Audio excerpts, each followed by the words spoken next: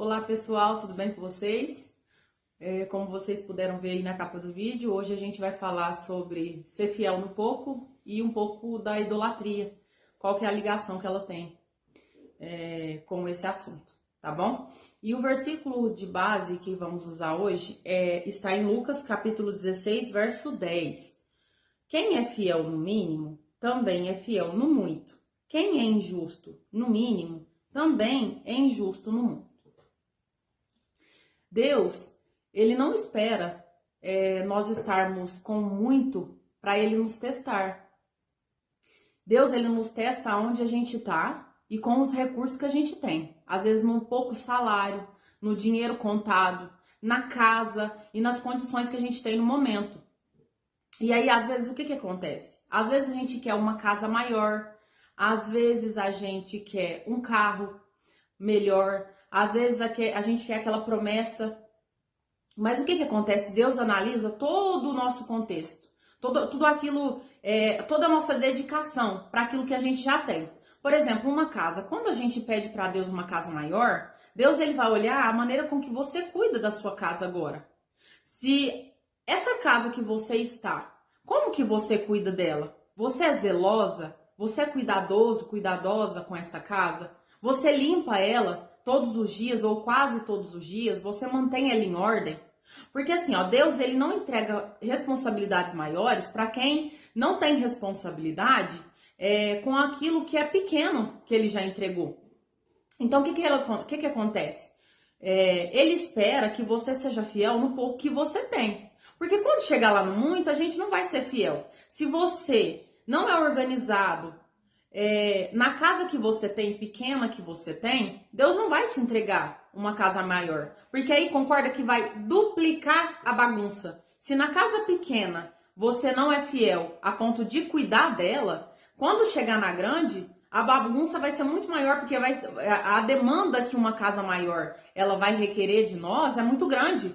Porque aí você vai ter que dividir as tarefas, os dias para poder limpar.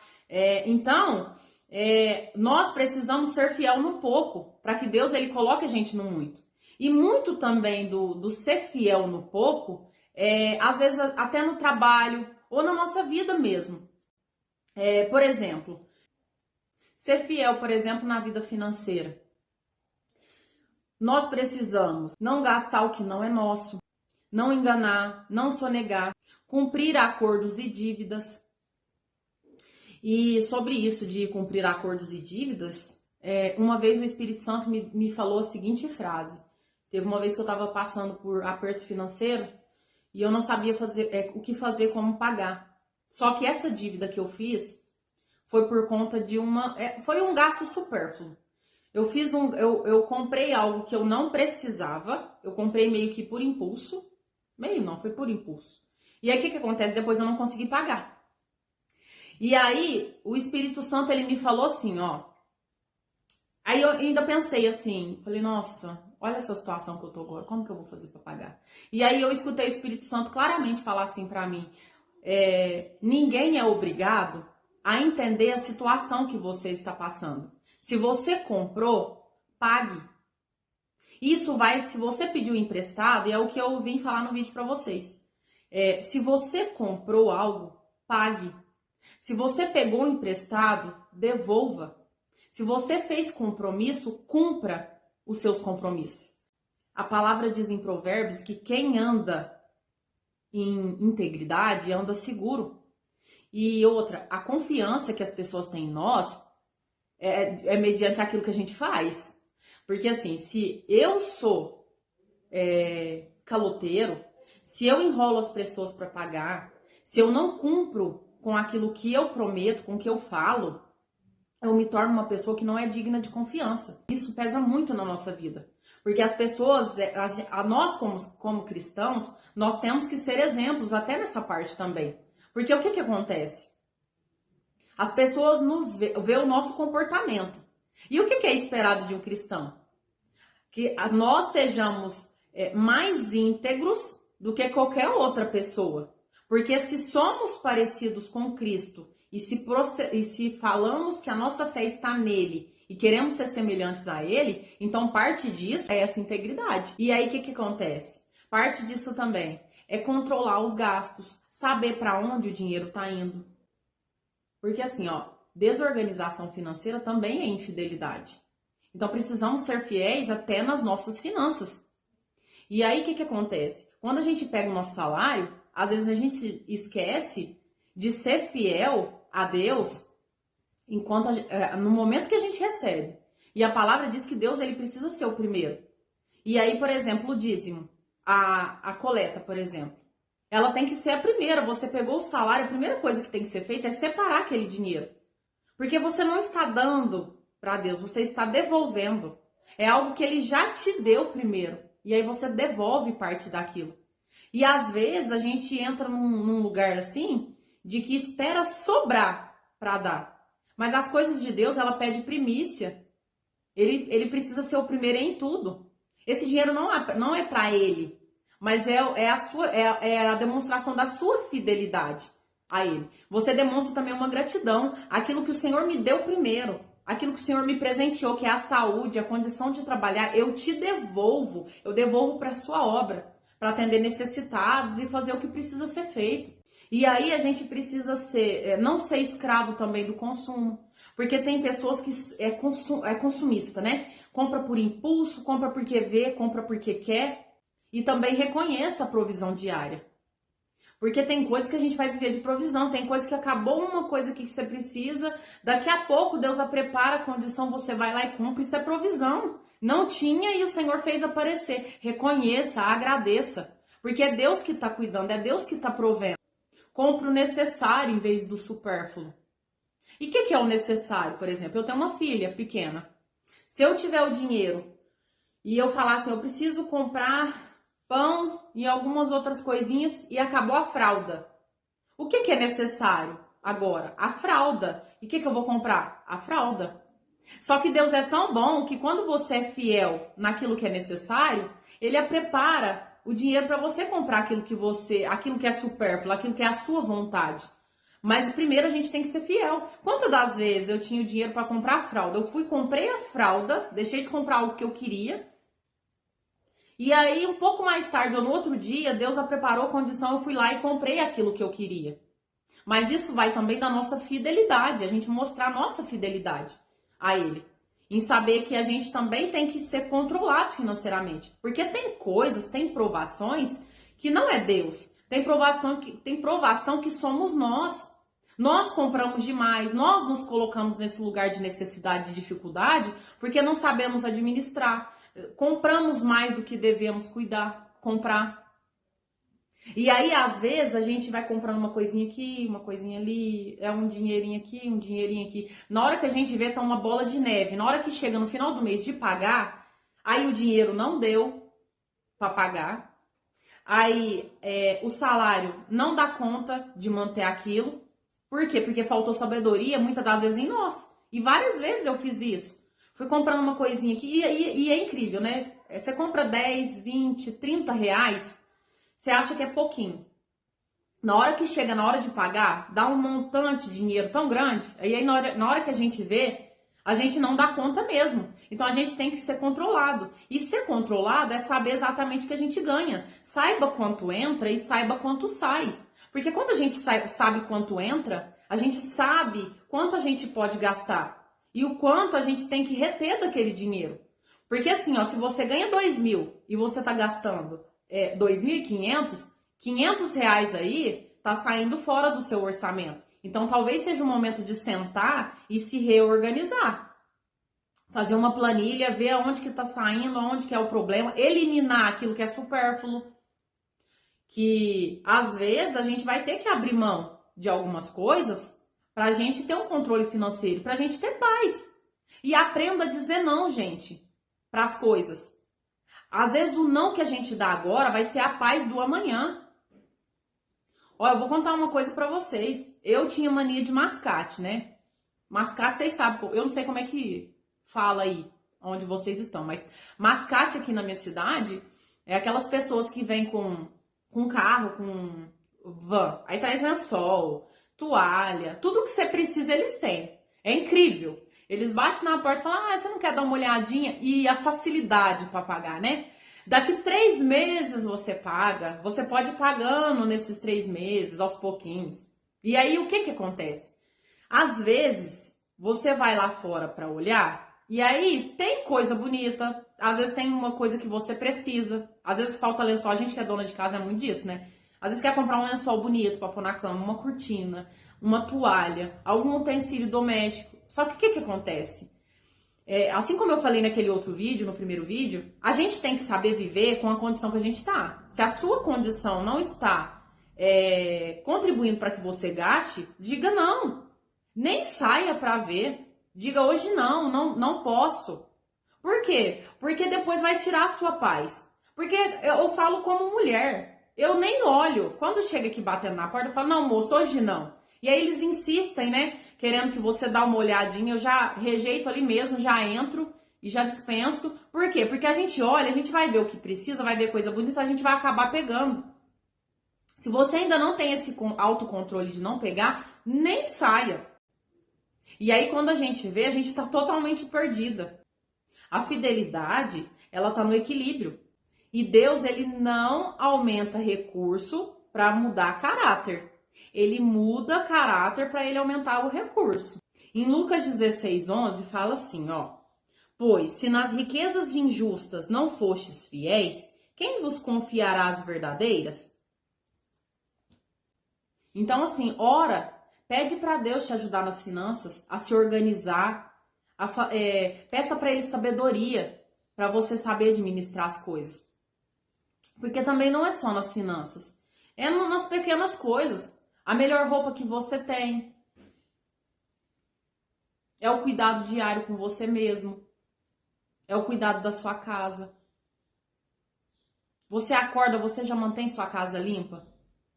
Ela organizada? A qualquer momento você pode receber uma visita? Gente, eu vou falar uma coisa pra vocês. Teve uma vez, por isso que eu falo, o óbvio precisa ser dito. Porque às vezes as pessoas falam assim, mas o Espírito Santo vai falar isso? Vai. Às vezes o óbvio, ele precisa ser dito. Porque a gente não entende. Teve uma vez que eu tava aqui em casa, antes de eu me reorganizar e colocar as coisas em ordem, o dia inteiro o Espírito Santo assim, ó, vai lavar aquela garagem. Eu tenho cachorro, né? Quem tem cachorro sabe. Tem que lavar todo dia, não tem como. E vai lavar essa garagem. E eu ignorando. Eu ignorei até 2 da tarde. 2 horas? Umas 2, 3 horas da tarde. Eu ignorei. Chegou um momento que eu falei assim, nossa, eu tenho que lavar essa garagem. Eu vou lavar. Fui lá e lavei. Pasmem. Chegou visita na minha casa para orar. E na hora, que aí a gente lembra, né, de Deus, né? Aí na hora me veio aquele versículo. Eis que não ficarão confundidos e envergonhados os que esperam em ti. Gente, se eu não tivesse lavado, eu tinha passado vergonha. Porque eles chegaram e já se acomodaram na garagem. Imagina se estiver cheio de cocô lá. Que situação, que feio seria pra mim. E aí passou uns 2 dias desse ocorrido. O Espírito Santo de novo. Lava essa garagem. Às vezes eu limpava a casa e deixava de lavar a garagem. Ou às vezes eu ainda estava aprendendo a ser dona de casa mesmo. E aí eu peguei e fui lá. Falei, eu vou, lavei. Porque eu já tinha lembrado do ocorrido, né? Falei, eu vou lavar. Pasmem vocês. Eu recebi outra visita de outras pessoas para orar também. Então, cuide da sua casa. Porque assim, ó, o Espírito Santo, ele quer que a gente seja fiel no pouco, porque além de ser para nós e além de glorificar o nome dele, esse cuidado, ainda as outras pessoas, ainda você vai deixar de passar uma vergonha, talvez. Porque querendo ou não, as pessoas elas vão olhar mesmo a condição que tá a sua casa. E o quanto é agradável uma casa limpinha. Fora que a gente nem precisa entrar no detalhe que sujeira e bagunça atrai espíritos ruins. Atrai coisas que não deveriam entrar.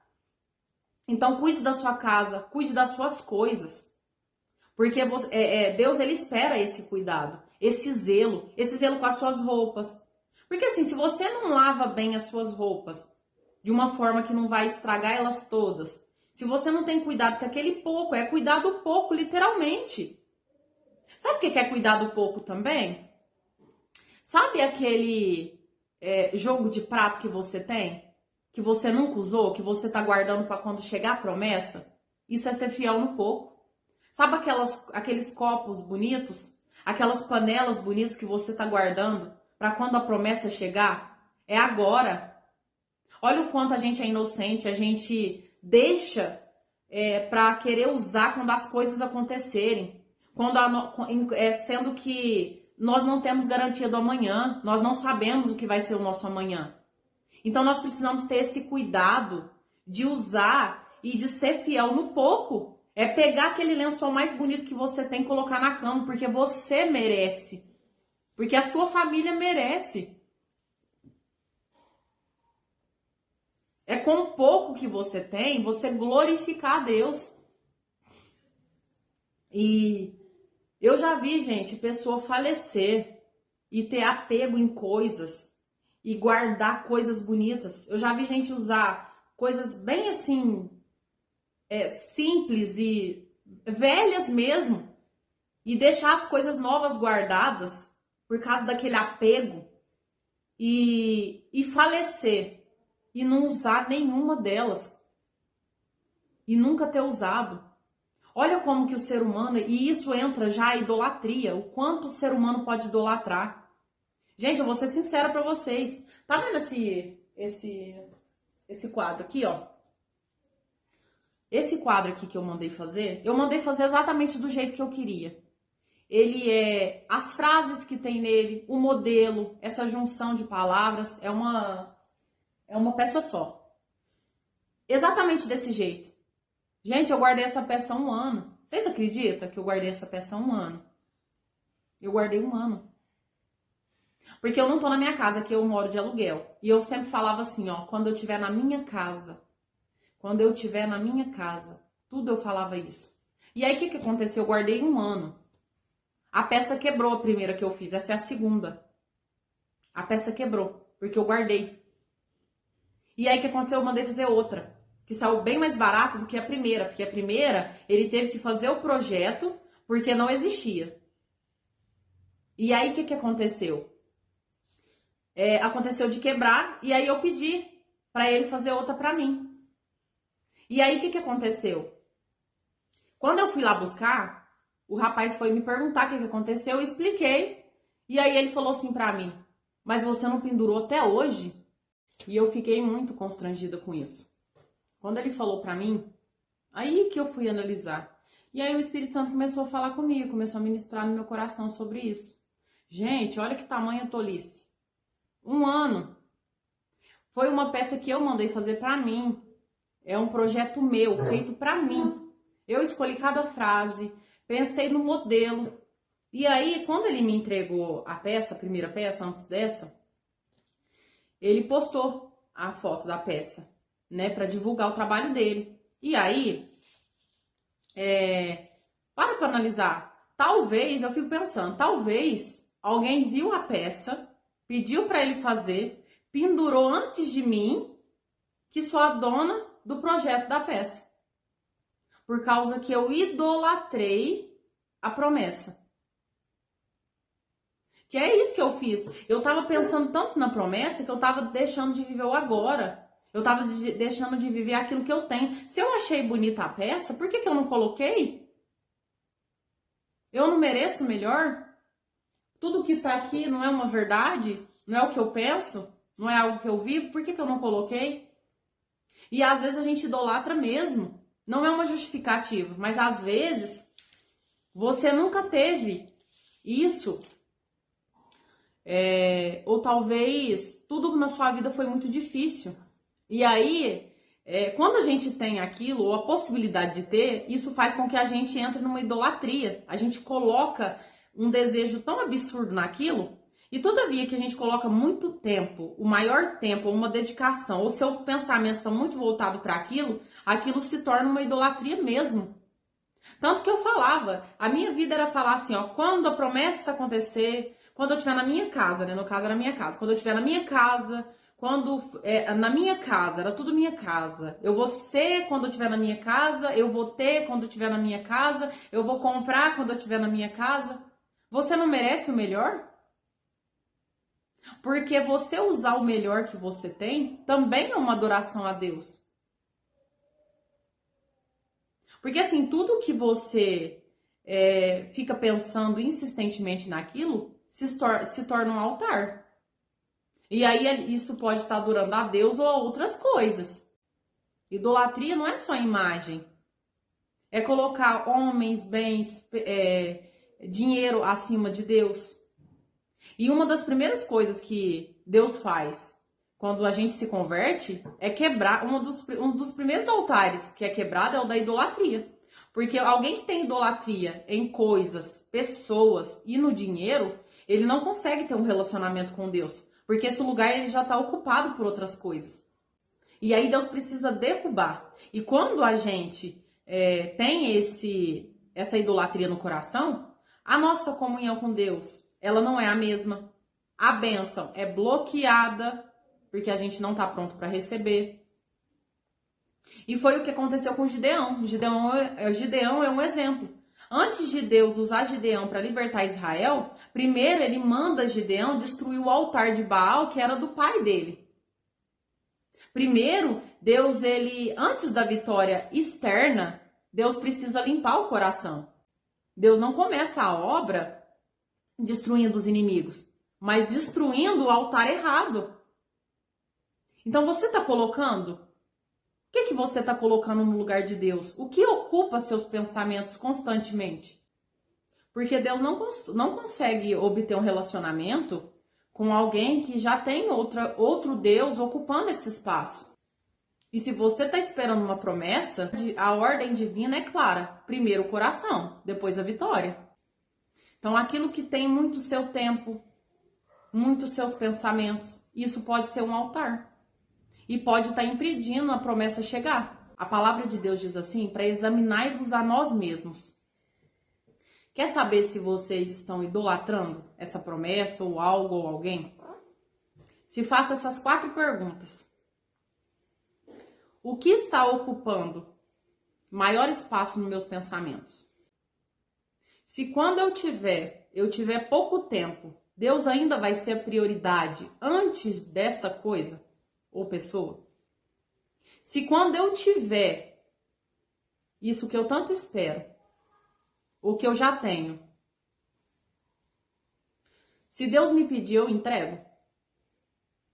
E a 4ª, mais importante, se de tudo Deus não me der mais nada, Ele ainda é suficiente para mim? Se talvez você tá olhando e tá falando assim, nossa, Mari, das 4, eu reprovei nas 4. O que eu faço agora? Primeiro, se arrependa. Foi o que eu fiz, tá? Porque eu idolatrei mesmo. Eu idolatrei. Primeiro, confessa, sem justificativa. Confessa. Depois, derruba o altar, que é mudança, na prática é mudança de atitude, né? Mude de atitude. E terceiro, reconstrua o altar correto. Coloque no lugar aquele que deve ocupar esse lugar, que é Deus. Oração também, leitura da palavra. Não tem muito o que se fazer. Mas derrube esse altar que foi levantado. Você merece o melhor. Sabe as coisas que você está guardando para quando chegar a promessa? Isso tem que ser uma extensão daquilo. A promessa que vai chegar tem que ser uma extensão daquilo que você já vive. Isso é ser fiel no pouco também. Porque quando a gente idolatra muito algo, a gente deposita a nossa felicidade nisso, a nossa expectativa nisso. E aí uma pergunta que o Espírito Santo me fez foi: você deixou de viver esperando uma promessa. Mas o que aconteceria quando você chegasse lá? E pasmem, antes eu sempre ficava assim, nossa, como que vai ser depois que eu receber? Porque eu quero tanto aquilo. E a pergunta que eu te peço para refletir. Porque se a sua felicidade, a sua empolgação, ela tá condicionada a isso que você espera, ou a isso que você tem, se você perder, ou se você chegar lá, como que vai ser? Por isso que a sua expectativa, a nossa confiança, ela tem que estar em Deus. Porque hoje, gente, quando eu chegar, vai ser uma extensão do que eu vivo aqui. Eu não vou ser uma melhor mãe quando eu chegar lá. Eu não vou ser uma melhor esposa quando eu chegar lá. Eu não vou dar o meu melhor para cuidar da casa, para limpar, para zelar quando eu chegar lá. Eu não vou usar os melhores copos, os melhores pratos, as melhores panelas, o melhor enxoval quando eu chegar lá. Eu vou usar aqui. E quando acontecer a minha promessa, a promessa que eu recebi, quando ela se cumprir, vai ser só a mudança de um local e uma extensão daquilo que eu já vivo aqui. Porque eu já glorifico a Deus aqui, eu já sou fiel no pouco aqui. É aqui. É aqui. Eu não tenho que ser cuidadosa com os vizinhos daqui, com o que eu ouço, com as minhas palavras aqui, com as minhas palavras lá. Vai ser aqui. Vai ser aqui. Porque lá vai ser só um reflexo daquilo que eu vivo aqui. Se eu não sou fiel aqui, se eu não respeito as pessoas aqui, se eu não sei me colocar no meu lugar aqui, se eu não cuido aqui, eu não vou cuidar lá. E a tendência é sempre piorar. É sempre piorar. Porque aí eu vou ter, aí a soberba talvez vai aumentar, o orgulho vai aumentar. Então, assim, derruba esses altares e seja fiel no pouco. Comece sendo fiel no pouco. Se você já caiu na idolatria, não tem jeito.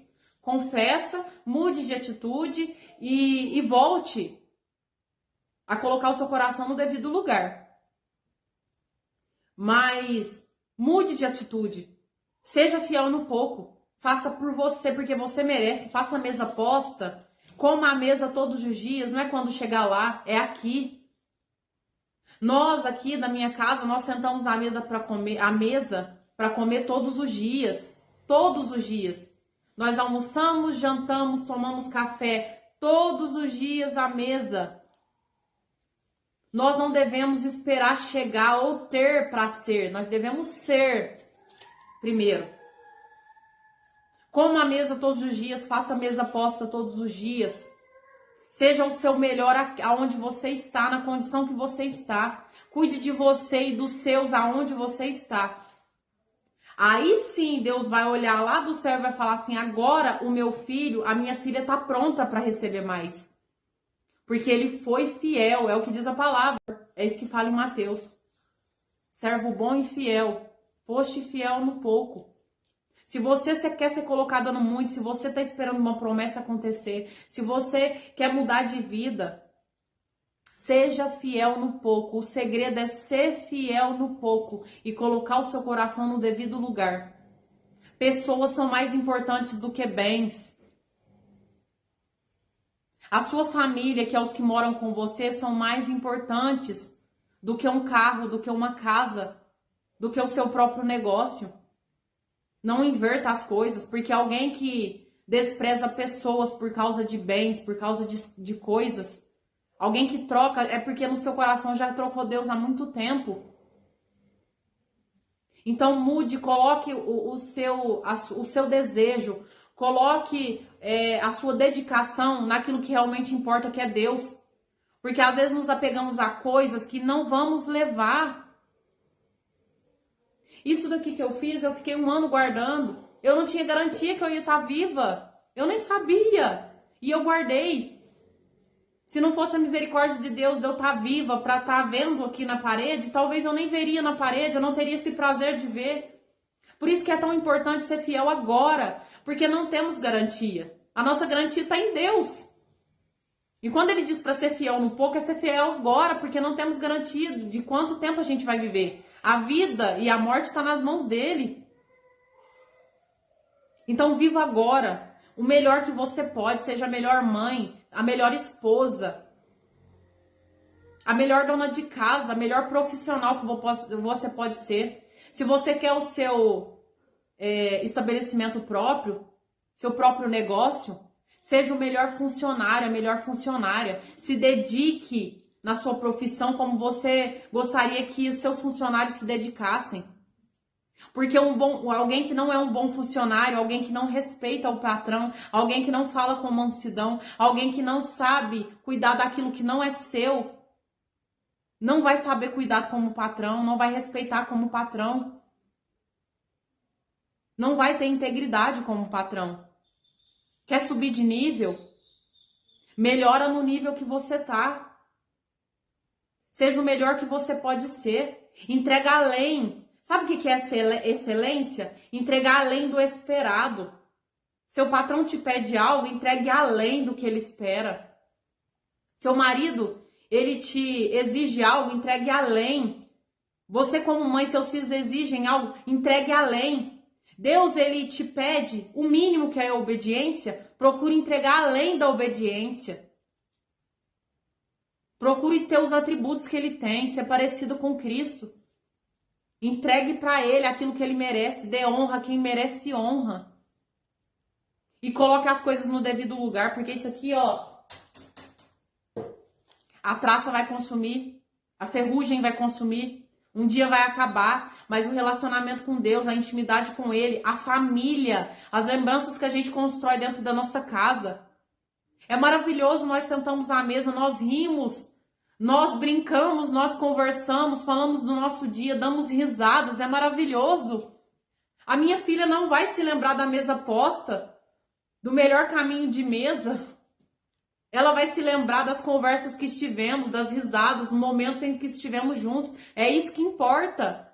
Quando as rugas chegarem, a velhice chegar e não termos mais força no corpo, o que vai contar é aquilo que vivemos, as histórias que vamos contar.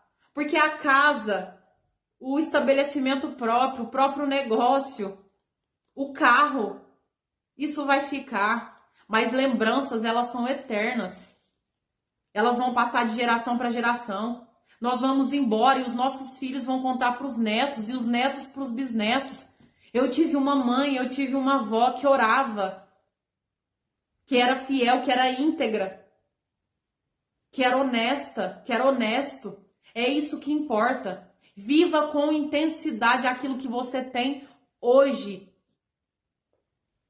E Deus, vendo a sua fidelidade, Ele vai te entregar o muito. Porque aí Ele vai ver que você tem capacidade para gerenciar o que é grande.